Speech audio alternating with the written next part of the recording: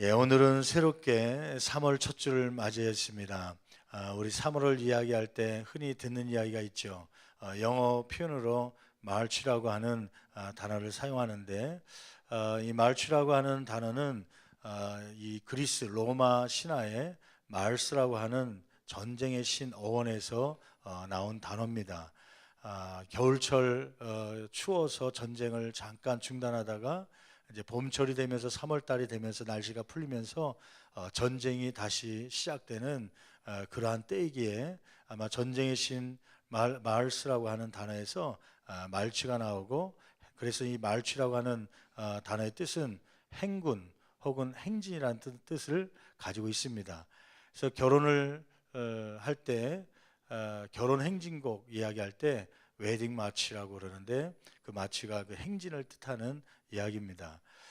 그래서 이 3월 달이 시작되는 것이 참 많죠.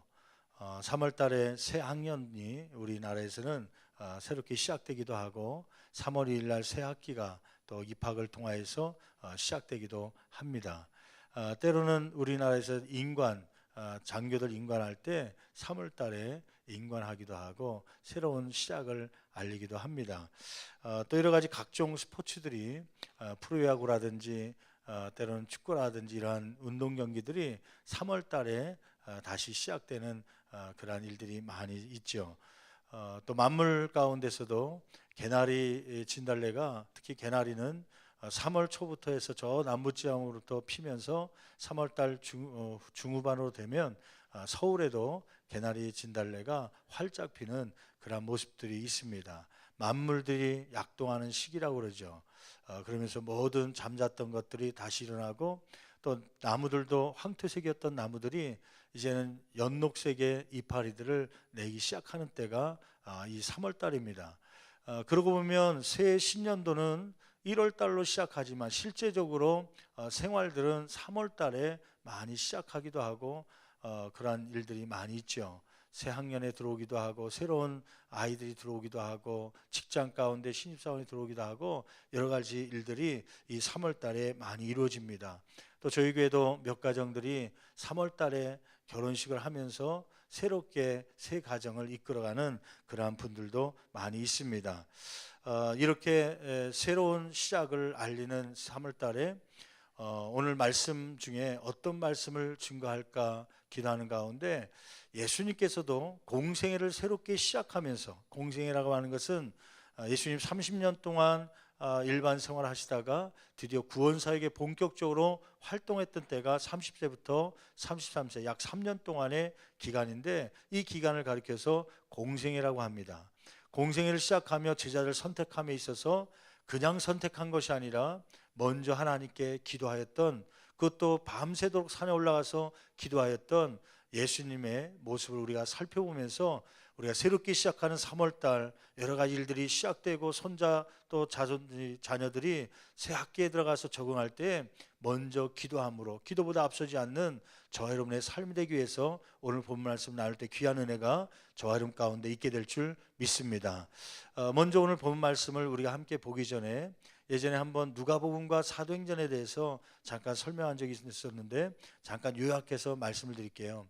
누가복음과 사도행전은 저자가 한 사람입니다. 누가복음과 사도행전은 누가 쓴 것이죠? 물론 하나님께서 성령의 감동을 받은 누가 썼어요? 누가복음과 사도행전 누가 썼냐면 누가가 썼죠. 누가가 썼죠. 성령의 감동을 받아서 썼는데 그 중심적인 내용은 통일성 있는 한 가지의 특징이 하나 있습니다. 주제어가 나오는데 그것은 뭐냐면 기도라고 하는 것입니다. 기도. 누가복음에 보면 다른 사복음서 그러면 마태, 마가, 누가, 요한 요 네 개의 복음이라고 쓴 복음서를 통틀어서 사복음서라고 그러는데, 사복음서에는 예수님의 생애가 기록되어 있습니다. 물론 마태가 본 예수님의 생애, 또 마가가 본 예수님의 생애, 여러 가지 각도로 예수님의 생애가 기록되고 있는데, 누가복음은 독특한 예수님의 생애를 특징적으로 기록된 것이 많이 있습니다. 그것이 뭐냐면 예수님이 기도하는 분이셨다라는 것을 강조하고 있는 게 누가복음입니다. 그래서 마태복음 같은 경우에는 예수님이 기도하는 내용이 한 세 번 나옵니다. 세 번. 마가복음에도 한 3번, 4번 정도가 기록되고 있는 반면에 누가복음은 특별히 예수님이 생애 가운데 이렇게 기도했다고 하는 기도의 횟수가 한 10번에 걸쳐서 이야기하고 있습니다. 예수님께서 세례 받으실 때 세례 받기 전에 기도하셨고, 또 12제자를 선택하실 때 예수님께 기도하셨다는 것이 누가복음에 기록되고 있고, 또 변화산 위에 올라가서 변화되기 전에 예수님께 기도하신 모습, 그 다음에 베드로와 제자들을 데려가면서 너희는 나를 누구라 하느냐, 그 질문할 때에 베드로의 질문이 올바른 대답이 나올 수 있도록 그 전에 기도했다고 하는 내용이 그 누가복음에는 기록되고 있는 것이죠. 감람산에서 기도했던 예수님의 모습, 그리고 겟세마네 동산에서 기도했던 것, 그 심지어는 마지막 인생의 십자가 위에서 못 박혀 돌아가실 때에 그때조차도 아버지여 저들의 죄를 용서해달라고 하는 용서의 기도를 마지막까지 드렸던 예수님이셨다는 걸 부각시키는 것이 바로 어떤 복음서냐면 누가복음입니다. 그래서 누가복음에 보면 이렇게 예수님이 순간순간에 기도하셨다는 것을 기록하고 있죠. 근데 반면에 누가복음에 보면 예수님은 이렇게 많이 기도했지만 한 번도 기도하지 않았다고 하는 걸 강조하고 있는 게 부류가 있는데 누구냐면 제자들입니다.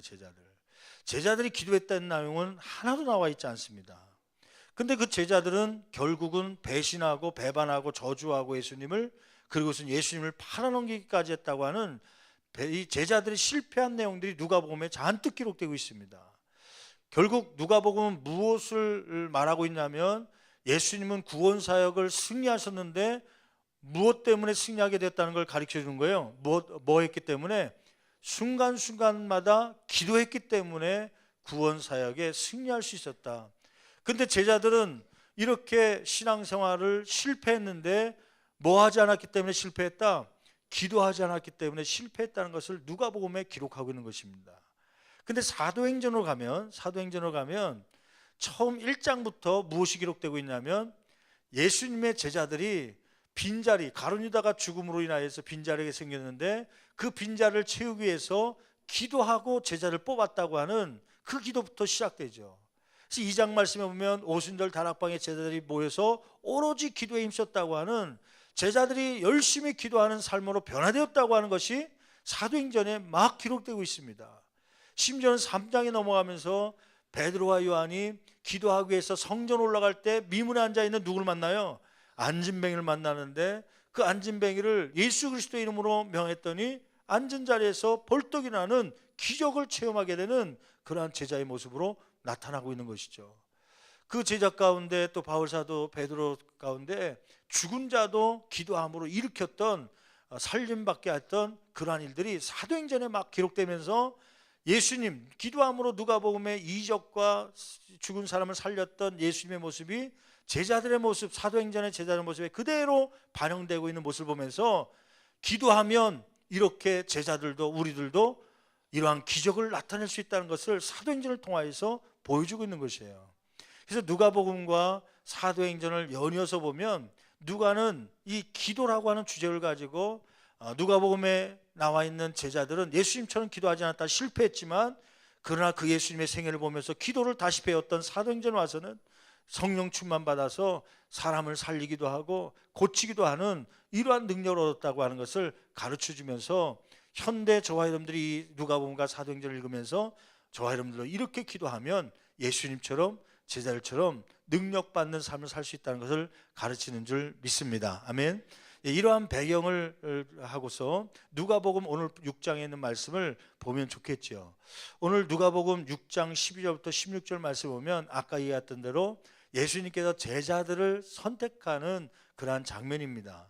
근데 누가복음은 특별히 이렇게 예수님께서 제자를 선택할 때 그냥 기분에 따라서 얘는 예쁘게 생겼으니까, 얘는 귀엽게 생겼으니까, 얘는 남자처럼 생겼으니까, 얘는 뭐 고기를 잘 잡으니까 그냥 막 뽑은 게 아니라 하나님께 기도함으로 하나님의 뜻대로 제자를 뽑았던, 제자를 선택하기 위해서 산 위에 올라가서 밤새도록 기도했던 예수님의 모습을 부각시키면서 제자를 뽑았듯이 저와 여러분의 삶 가운데 새로운 어떤 일을 할 때 우리의 경험이나 우리의 여러 가지 지식을 의지하는 것이 아니라 하나님께 기도함으로 나가야 된다고 하는 것을 가르치고 있는 줄 믿습니다.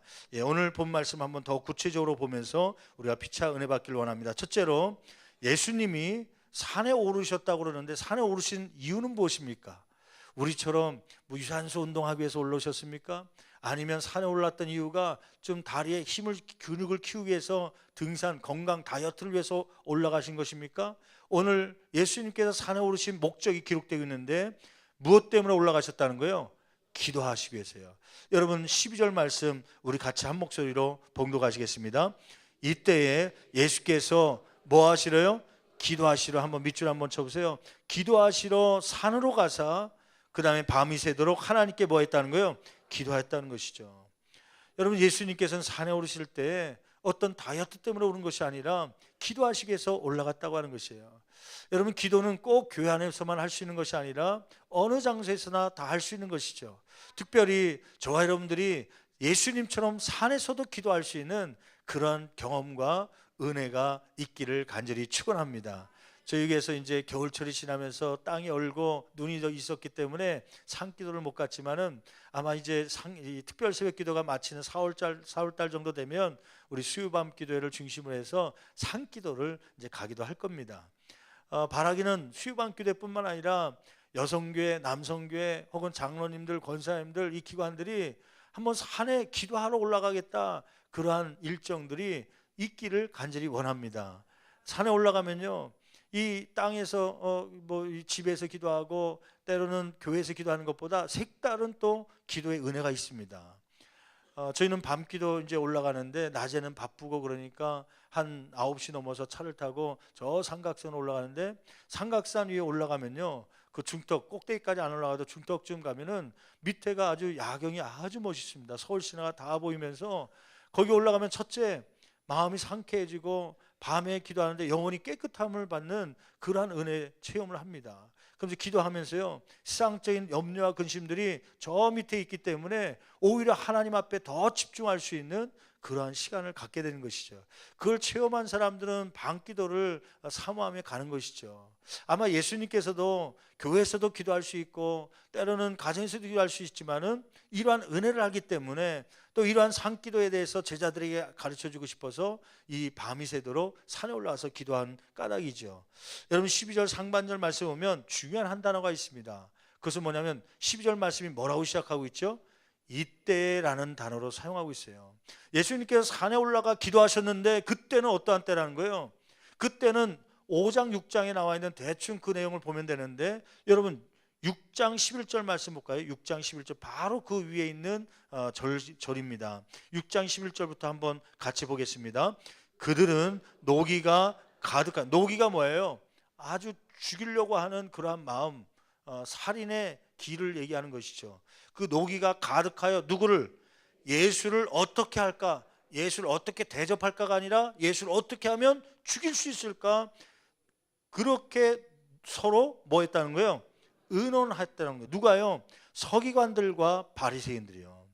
이 내용은 뭐냐면 6장에 들어와서 6절 말씀에 보면 안식일에 서기관과 제사장들이 누구를 데리고 오냐면 한편 오른쪽 손 마른 사람을 데리고 옵니다. 왜 데리고 오냐면 예수님을 책잡기 위한 것이에요. 어떻게 하면 예수를 죽일까 하고서, 그리고 예수님의 실수를 틈타게 하려고 해서 이 손 마른 사람을 데려온 것이요. 만약에 안식일인데 예수님께서 손 마른 사람 보고 기도하고 낫게 하면 요 모세의 율법에는 안식일에는 아무것도 할 수 없거든요. 어느 일정한 거리를 갈 수도 없고 일도 할 수 없고 뭘 둘 수도 없고 막 그러는데 밥도 못 해 먹게 돼 있는데 안식일에 환자를 고쳤으니 모세 율법을 어긴 사람이다 해갖고 그것 때문에 올무에 씌우게 하려고요. 때로는 또는 안식일인데 그럼에도 불구하고 손 마른 사람이 왔음에도 불구하고 나는 율법을 지키기 위해서 이 사람을 고칠 수 없다 그러면, 아니 당신이 가르친 건 사랑인데 어떻게 사랑을 베풀지 않고 이렇게 환자를 내버려 둘 수 있습니까? 당신의 가르친 건 잘못된 겁니다. 그러면서 가르친 걸 다 무너뜨리려고 하는 그러한 이러지도 못하고 저러지도 못하게 만들려고 손 마른 사람을 데리고 왔죠. 근데 예수님께서 이 손 마른 사람을 앞에 두시고 오히려 서기관들과 바리새인들에게 뭐라고 질문하시냐면 이렇게 질문하시죠. 안식일에 선을 행하는 것과 악을 행하는 것 어느 것이 옳으냐? 여러분 한번 대답해 보세요. 안식일에 선을 행하는 게 옳습니까? 악을 행하는 게 옳습니까? 당연히 선을 행하는 게 옳죠. 두 번째 질문합니다. 안식일에 생명을 구하는 것이 옳으냐, 죽이는 것이 옳으냐? 어떤 게 옳은 거예요? 살리는 게 옳은 거예요? 죽이는 게 옳은 거예요? 살리는 게 옳은 것이죠. 그런 질문하니까 이 바리새인과 서기관들이 할 말이 없는 거예요. 그러면서 예수님께서 손 마른 사람 앞으로 나오라고 그러더니 그 손 마른 사람을 치유하여 주신 것이죠. 그러니까 더 이상 말을 할 수 없는 겁니다. 안식일에 고쳤으니 생명을 살린 것이고 선을 행한 것이니 뭐라고 할 수가 없는 거예요. 율법은 어겼지만 그게 맞는 말이니까요. 그래서 이 12절 말씀, 이 11절 말씀에 보면 그들이 노기가 가득하여서 예수를 어떻게 하면 다른 것으로 죽일 수 있을까 막 서로 의논하고 있었던 그때라는 것이에요. 다른 말로 얘기하면 지금 예수님은 서기관과 바리새인들 종교 지도자로부터 생명의 위협을 받고 있을 때입니다. 근데 그때조차도 예수님은 어디에 올라가신 거예요? 산에 올라가신 거예요. 뭐 하기 위해서요? 기도하기 위해서요. 여러분, 저와 여러분들의 삶을 한번 보십시오. 이러한 생명의 위협이 있을 때 기도가 나옵니까? 여러분들은 나올지 몰라도 저는 잘 안 나오더라고요. 고난이, 생명의 위협은 둘째치고라도 먹고 사는 게 문제가 좀 오거나 애들이 조금 속썩이잖아요. 기도가 나오는 게 아니라요, 한탄이 나오고 원망이 나오고 불평이 나옵니다. 지난 주간에 신방을 하면서 어떤 권사님이 그런 고백을 하더라고요. 목사님, 머릿속으로는 안 돼요. 머릿속으로는 고난이 오면 기도해야 되고 어려움이 오면 기도해야 되고 가정 안에 기도 제목이 있으면 더 기도해야 되는 거 아는데 환경이 막 고난이 오고 문제가 겹쳐지자 애들이 내 맘대로 되지 않고 막 문제가 터지고 가정 안에 그렇게 되니까 오히려 기도가 안 나오고 하나님을 원망하게 된다는 거예요. 하나님, 도대체 왜 그럽니까? 내가 무슨 죄를 졌길래 나한테 이럽니까? 하나님, 그럴 수 있습니까? 그런 원망, 그런 소리밖에 교회 나오면 기도가 나오는 게 아니라 그냥 할 수 없이 제단에 앉아서 그냥 예배만 드리는 것이지 기도가 안 나오게 되는 그런 삶이 작년 한 해 동안 있었습니다. 그렇게 고백하는 권사님의 이야기를 들었어요. 맞죠? 사실은 저와 여러분들, 저도 마찬가지입니다. 생명의 위협이 아니라 고난이 오면요, 기도가 안 터져요. 그냥 강대상에 앉아있지만 그냥 꾸벅꾸벅 졸기도 하고 답답해서요, 그냥 말이 떨어지지도 않고 하나님, 왜 도대체 나한테 왜 그럽니까? 따지기나 하고 있고 그런 모습이 있죠. 근데 예수님은 어느 때 산에 올라와서 기도했다는 거예요? 이때. 오히려 서기관들과 이 바리새인들이 예수님을 죽이려고 의논하고 있을 때 이때조차도 하나님 앞에 기도하러 올라가신 것이죠. 이러한 기도의 자세가 저와 여러분 가운데 있기를 간절히 축원합니다. 여러분, 이러한 서기관들과 바리새인들의 생명의 위협이 있음에도 그럼에도 불구하고 예수님은 기도하는데 어느 몇 시간 동안 기도한 거예요? 밤이 새도록 기도했다고 기록하잖아요. 12절 하반절 말씀 보니까 산으로 가서 밤이 새도록 하나님께 기도하셨다. 밤이 샜다고 하는 것은 초저녁에 갔다는 거예요. 거의 밤이 셀 때 간 게 아니라 초저녁에 가서, 초저녁 그러면 밥을 먹고 나서 한 8시, 9시 정도에 가셨겠죠. 그리고 밤을 맞이했고 밤이 새고 13절 말씀 보니까 밝음에 그렇게 써 있는 거 보니까 해가 떴을 때 그때 기도의 산에서 내려온 것입니다. 그러면 해가 뜨는 시간은 몇 시예요? 해가 뜨는 시간은 보통 6시 전후에서 해가 뜨잖아요. 그러니까 6시, 7시까지 그 기도의 산에 있었다는 것이죠. 여러분, 그러면 한번 생각해 보세요. 8시 올라갔다고 생각하면 9시, 10시, 11시, 12시, 1시, 2시, 3시, 4시, 5시, 6시 장장 몇 시간 동안 기도한 거예요? 10시간. 10시간 동안 산에 올라가 기도했는데, 그러면 질문이요, 무엇 때문에 기도했겠습니까? 10시간 동안 무슨 문제를 놓고 기도한 거예요? 물론 그러한 주변의 환경을 놓고 하나님, 이러한 상황입니다, 나를 죽이려고 하는 사람도 있습니다, 어떻게 됩니까? 막 그것 때문에 기도했겠죠. 근데 더 간절하게 기도했던 그러한 내용이 다음 절 보면 이러한 기도 때문에 기도하지 않는가 우리가 생각하는 것이죠. 여러분, 내용을 한번 볼까요? 13절 말씀 볼까요? 13절에 보면 제자들을 선택하신 장면이 나오죠. 13절 같이 봉독합니다. 밝음에 그 제자들을 부르사 그 중에서 12를 택하여 사도라 칭하셨으니. 그러니까 이 단락을 보면은 산에 올라가서 열심히 10시간 동안 기도하고 날이 새자마자 아침에 내려오자마자 누구를 선택했다는 거예요? 12제자를 선택해서 사도로 세웠다고 하는 것이에요. 그러고 보면 이 10시간 동안 기도한 것은 무엇을 위해서 기도했을 것 같아요? 이 제자 선택이에요. 제자 선택. 아마 제가 예수님이라면 이런 기도했을 것 같아요. 하나님, 내가 제자를 선택해야 되는데 누구를 선택해야 됩니까?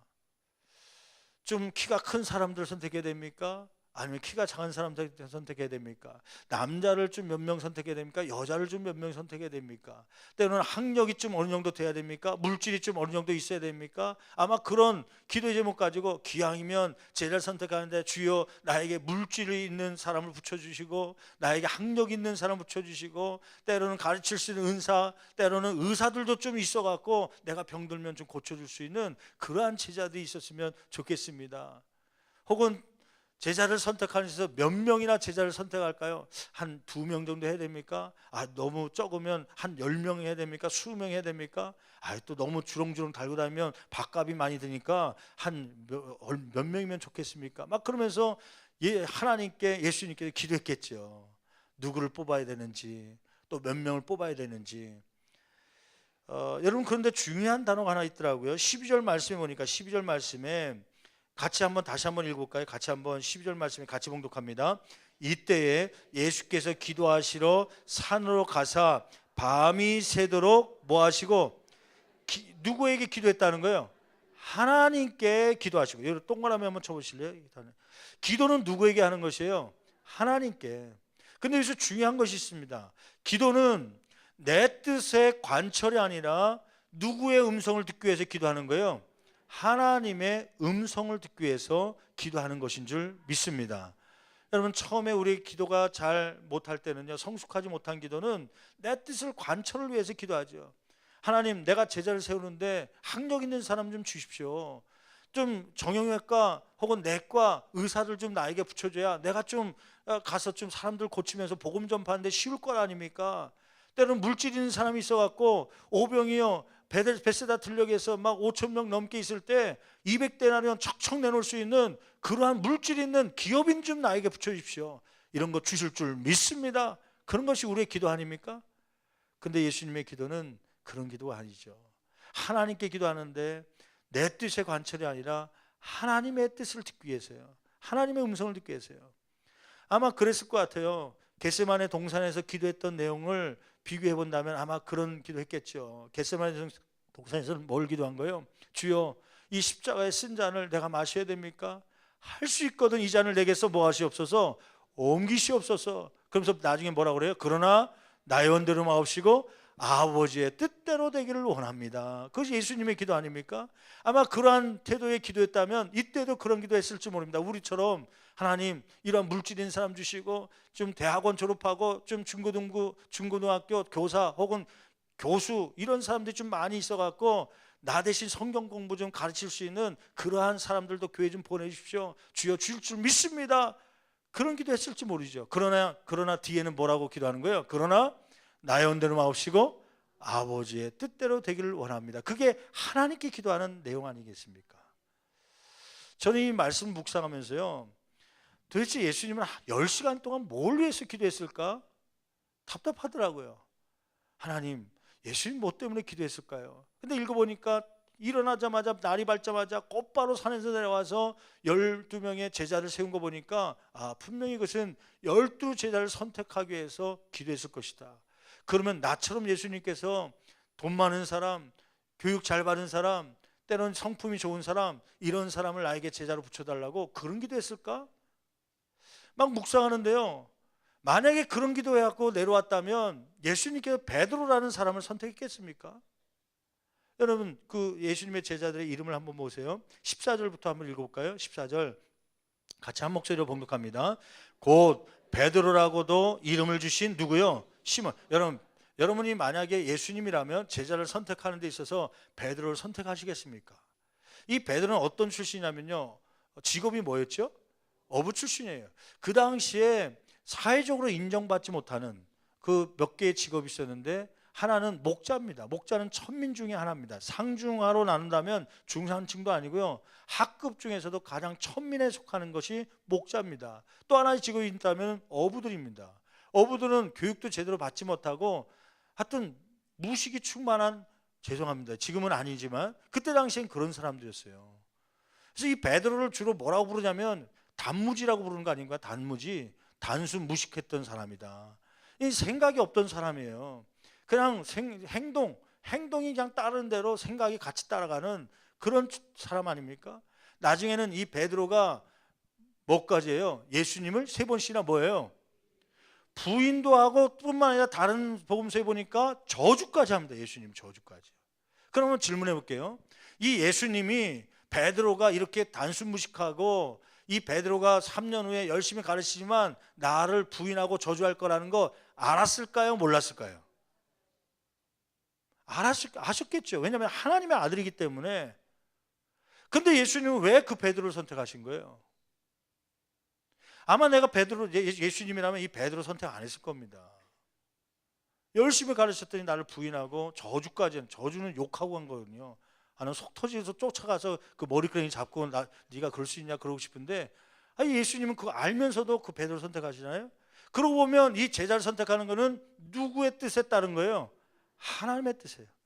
10시간 동안 열심히 하나님께 기도하면서 하나님의 뜻에 복종하기 위해서 예수님은 그거 알면서도 선택 안 하고 싶은 마음도 있었겠지만 하나님이 선택하라니까 주여 내 마음에 들진 않지만 주님이 원하는 것이라면 내가 받겠습니다. 여러분 다른 그 제자를 보세요.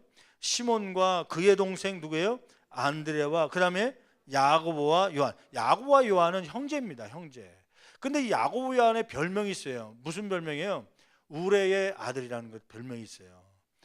특히 요한은요, 그 우레라는 게 뭐냐? 왜 그 별명이 있냐면 하루는 사마리아 지역으로 가는데 사마리아 사람들이 막 거부한 거예요, 오기를.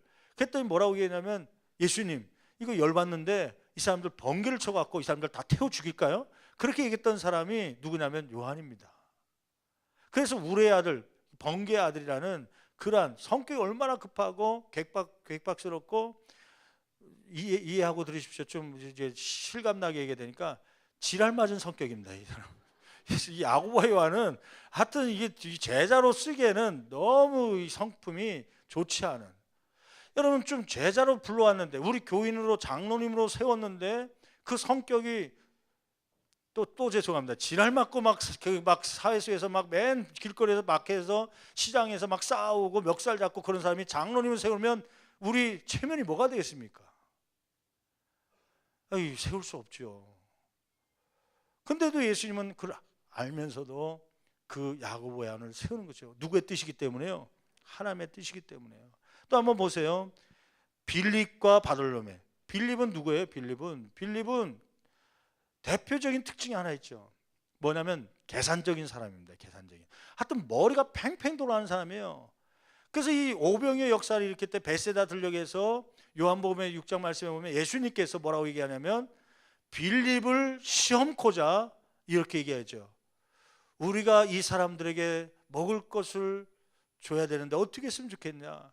그때 아니다 다를까 빌립이 머리가 팽팽 돌아가니까 금방 계산이 나온 거예요. 예수님, 빌립이 얘기하죠. 예수님, 보안이 여기에 모인 사람은 장정만 5천 명이 넘는데 이 사람들 배 이빠이 채우지 않고 조금만 허기진 것만 채우더라도 이 사람들 다 먹이려면은 얼마가 있어야 된다는 거예요? 200데나리온이 있어야 됩니다. 한 데나리온이 한 사람의 일당이라면 10만 원으로 계산하면요 200데나리온이면 얼마예요? 2천만 원 아닙니까? 2천만 원 정도가 있어야 됩니다.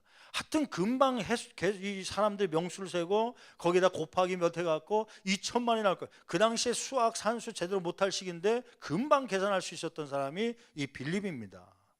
근데 예수님은 누구를 시험코자? 빌립을 시험코자. 다른 말로 얘기하면 빌립을 이러한 시험을 통하여서 신앙은 계산으로 되는 것이 아니라 믿음으로 되는 것이다. 기적은 계산해서 이루어지는 것이 아니라 믿음을 가질 때 이루어지는 것이다. 이걸 가르치기 위해서요 그걸 시험코자 질문하셨고, 그러면 너에게 먹을 것이 무엇이 있느냐?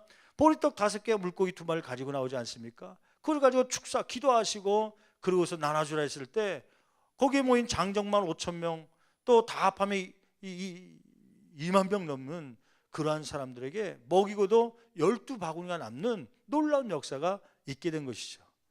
여러분, 빌립은 계산적인 신앙이었습니다. 계산적인 사람. 이런 사람 장로님으로 권사님으로 세우겠습니까? 제가 목사라면요, 당회할 때마다 깐족깐족 그럴 것 같아요. 죄송합니다, 그렇게 표현했어요. 건축합시다 그러면 목사님 그 주판 튕겨보고 이거 우리 돈 얼마 있고 얼마 성금하면 이거 안 됩니다. 뭐 행사합시다. 목사님 그거 하면 재정이 부족합니다. 자꾸 그러면요, 뭘 할 수 있겠습니까? 그 사람을 제자로 삼으라면요, 저 같으면 안 삼겠습니다. 근데 예수님은 삼지요. 왜요? 그것이 누구의 뜻이기 때문에? 하나님의 뜻이기 때문에요.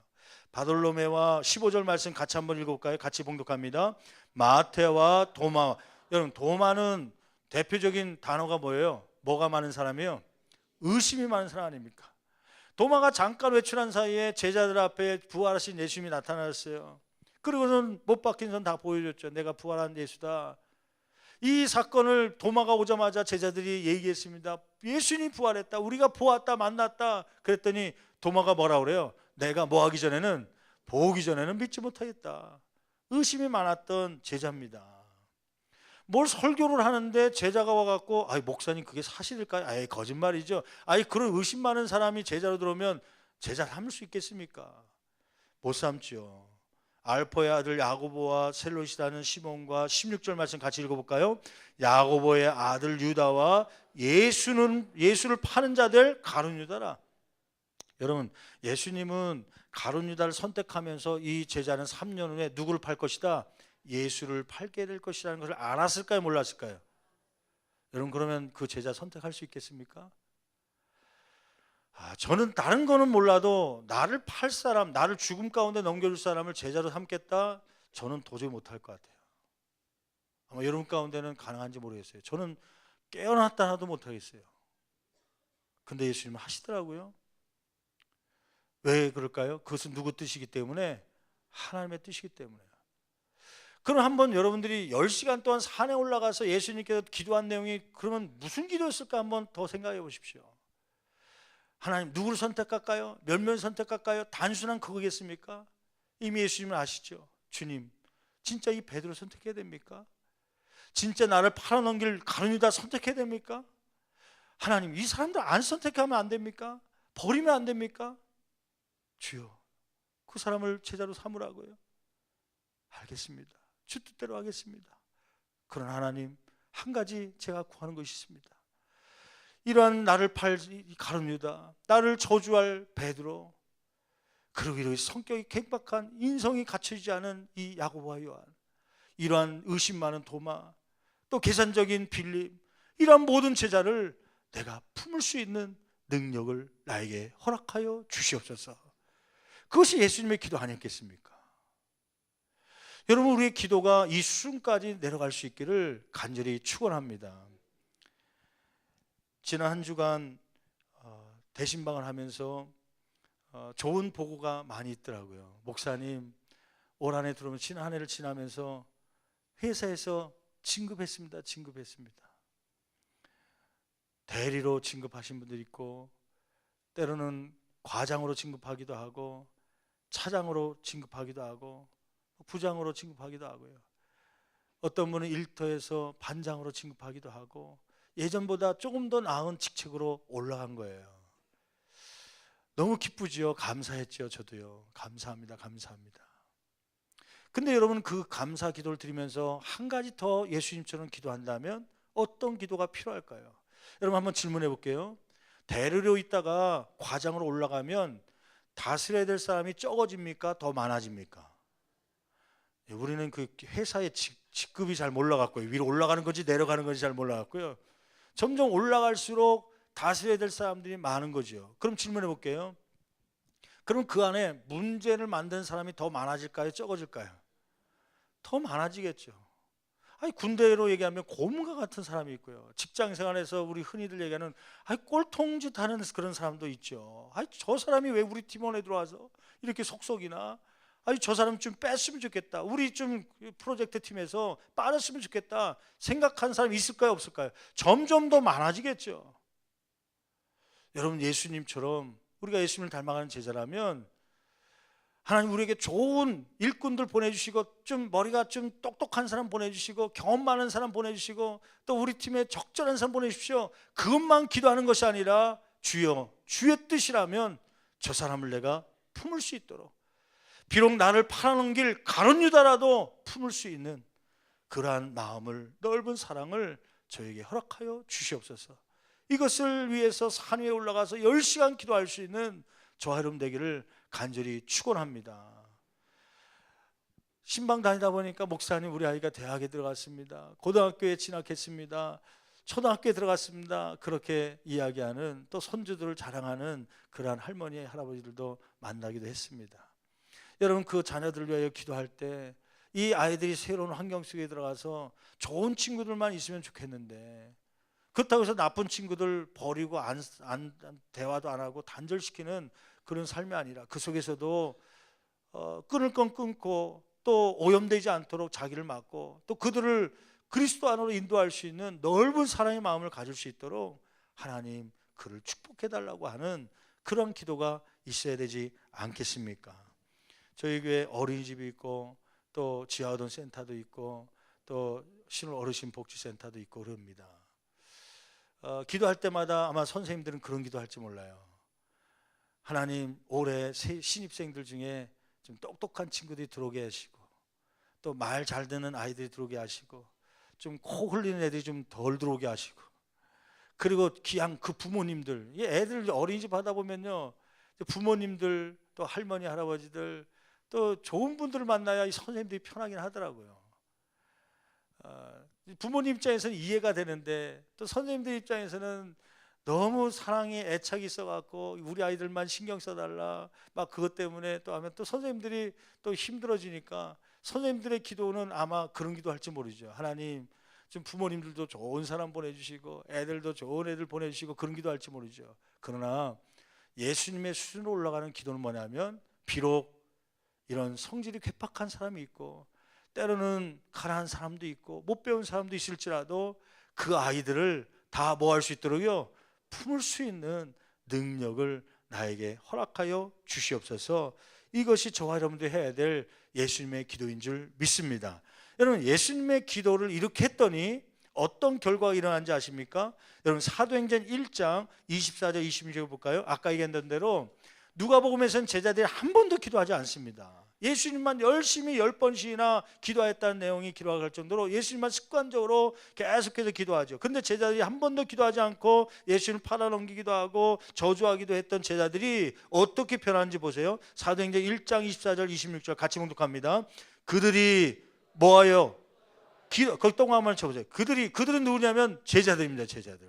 제자들이 뭐 하기 시작한 거예요? 기도하기 시작한 거예요. 그래서 어떻게 했다는 거예요? 기도하여 이르되 무사람의 마음을 아시는 주여, 이 두 사람 중에 누가 주님께 택하신 바 되어 25절 봉사 및 사도의 직분을 대신할 것자인지를 보이시옵소서.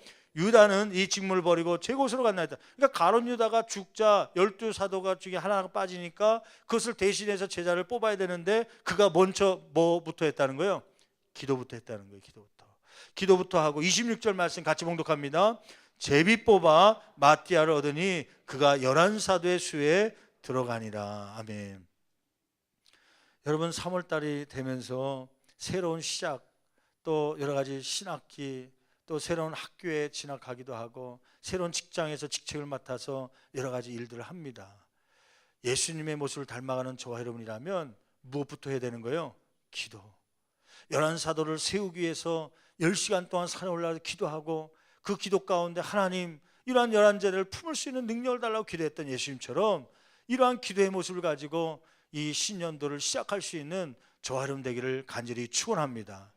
여러분 내일부터 우리가 특별 새벽 집회를 하지요. 연중 행사로 오는 것이라 생각하지 마시고 이 기도하는 그러한 운동 속에 같이 동참하면서 새롭게 내가 시작되는 지위 속에서, 새롭게 시작하는 학년 속에서, 또는 새롭게 시작하는 가정들 속에서 내가 이제는 혼자 살다가 가정을 이루어가는데, 혹은 가정 안에 며느리가 들어오기도 하고 사위가 들어오기도 하면서 새로운 환경 속에서 적응해야 되는데 무엇보다도 내 경험이나 내 지식으로 하는 것이 아니라 주님 앞에 먼저 기도합니다. 주여 감당할 능력을 허락해 달라고 기도할 수 있는 저와 여러분 되기를 간절히 축원합니다. 그래서 저는 20일 특별 금식 기도회, 금식 새벽 기도회를 하면서 거기에 금식이란 말이 강조되고 있죠. 1년 중에 21일 특별 새벽 집회가 3번 있습니다. 옛날에는 다 금식 기도를 했지만은 요즘 들어서 제가 마음이 너무 약해져 갖고요. 그래서 가을철과 겨울철 가족 총동원 주일과 또 베들레헴 전도대 때는 금식자를 은근슬쩍 뺐습니다. 왜냐하면 저 때문이 아니라 여러분 때문에.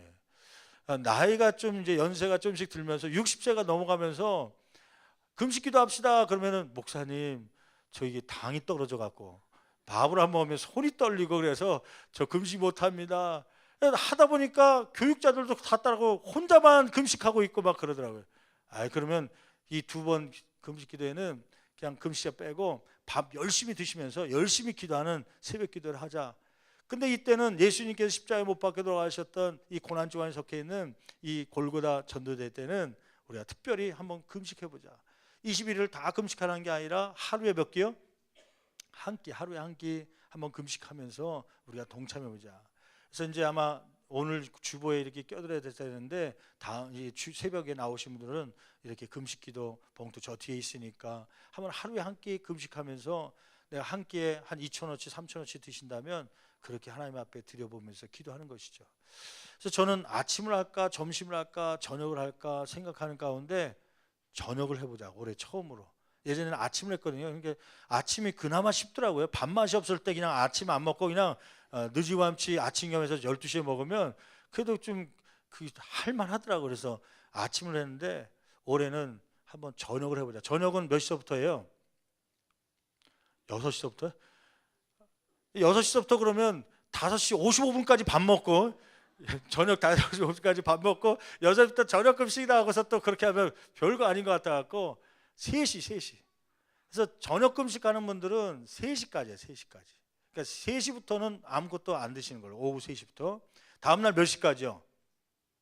또 밤 12시까지 그러면 12시 1분 땡 치면 콩나물국 끓여서 막 밥 배고프다고 막 먹을까 봐 야식 먹을까 봐 그래서 다음날 6시까지. 그러니까 이 저녁이 좀 어렵습니다. 왜냐하면 시간이 몇 시간이에요? 그럼 3시부터 다음날 6시까지니까 15시간을 금식해야 돼요. 15시간. 그래서 한번 저녁을 해보자. 그래서 그 저녁 시간에 준비하고 밥 먹을 시간에 성경 보고 더 기도하고 그러한 집중하는 우리가 한 해가 되기 위해서 기도하니까 그렇게 한번 해보자. 그리고 지금 또 저와 여러분들이 보통 성금요일 날 있잖아요. 부활주일 앞두고 고난주간에 금요일 날을 성금요일이라고 하는데 그때는 몇 끼 금식하는 거예요? 보통 이제 건강 있는 분들은 하루 종일 많이 하잖아요. 애들도 저는 그래서 초등학교 때부터 뭔지 모르고 그때는 밥도 안 해줘 갖고요 하루 동안 굶었던 적이 있었어요. 그때는 금식 기도가 아니라 굶식이죠. 금식 안 해주니까. 그러면서도 그냥 하루 동안 굶었다는 것 때문에 칭찬받고 그런 적이 있었는데 여러분 가운데도 성금요일이 돼서 한번 예수님의 고난에 동참하겠습니다. 그런 마음 가지고 건강이 주어져서 할 수 있는 분들은 하루 금식하는 것도 좋을 것 같아요. 그래서 이제 대부분이 건강 있는 분들, 신앙 있는 분들은 금요일 날, 성금요일 날 이제 셋째 주간에 하게 되죠. 그래서 저는 기도하는 가운데 마음 가운데 무슨 마음이 드냐면 한번 이번 고난 주간에는 일주일 금식을 해볼까. 그래서 올 한해 기도와 말씀에 우리가 더 힘쓰리라 사도행전 6장 4절 말씀 가지고 한 해를 시작하고 있는데 진짜 한번 평년도에 하지 못했던 일주일 동안의 금식 기도를 한번 해봐야 되지 않을까 그런 생각을 가지고 있는데 아직까지는 제 생각입니다. 누구의 허락이 떨어져야 돼요? 하나님께서 그것도 허락해야 이게 성공할 수 있더라고요. 내 뜻대로 하면요 하다가 중단되고 또 막 무슨 병이 생겨갖고 실패하게 되더라고요. 그래서 하나님의 응답을 기다리면서 하나님께서 허락하신 대로 한번 일주일을 금식해 보려고 마음이 있는데 아무튼 여러분 가운데 한번 할 수 있는 분들은 21일 동안 한 끼씩 하루 온전히 못하면 나눠서라도 그렇게 하십시오. 40일 금식 어떤 분은 우리 원로 목사님은 40일 동안 세 끼 다 굶으시면서 40일 금식 기도했는데 그렇게는 못할지라도 한 끼씩 해갖고 한 10년 동안 하면 그 정도는 될 거 아닙니까? 그렇게 해서라도 좀 금식 기도에 동참하는 것도 한번 경험해 보는 것이죠. 여러분 금식은 우리에게 묶여 있는 모든 올무들을 풀어주는 그러한 능력이 있게 된 줄 믿습니다. 그러한 믿음을 가지고 여러분 기도할 때 누구를 위해서 기도할까요? 무엇을 위해서 기도할까요? 첫째는 태신자를 위해서 기도하십시오. 태신자를 위해서.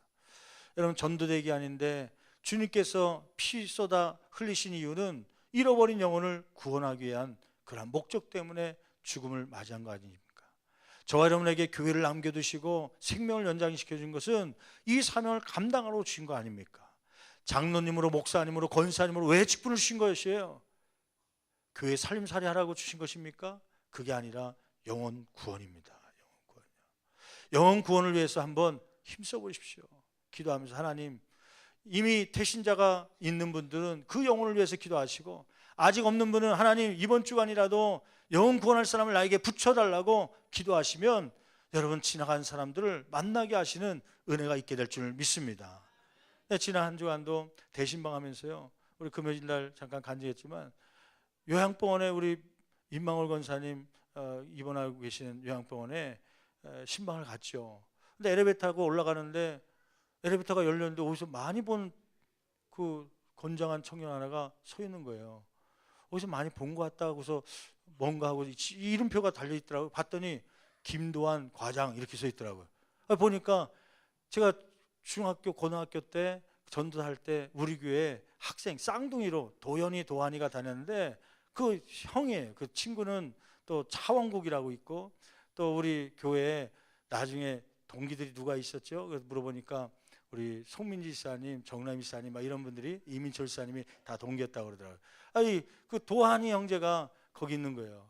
아니 반가워갖고 도환아, 나도 모르게 40세가 가까웠는데 이름을 도환아 옛날 생각하고 불렀죠. 그랬더니 그 친구도 저를 보더니 목사님 그러면서 반기더라고요. 기억하고. 그래서 반갑게 인사하면서 아니 보니까 거기 과장이라고 있어서 저보고 어떻게 왔냐고 그러는 거예요. 그래서 우리 교회 집사님이 여기에 입원하고 있어서 신방 왔습니다. 그랬더니 신방 왔다 했더니 누구냐는 거예요. 그래서 임망월 집사님이라 했더니 그 어르신 참 오래됐는데 그 어르신이 우리 집사님이셨어요 교회요? 그렇다 했더니 혹시 내가 우리 교회 집사님이나 이렇게 교인들 오면 좀 잘 좀 싸게 해준다든지 해줄 수 있냐 했더니 그거는 좀 뭐 하여튼 할 수 있는 대로 해드릴게요 그러더라고 말로는.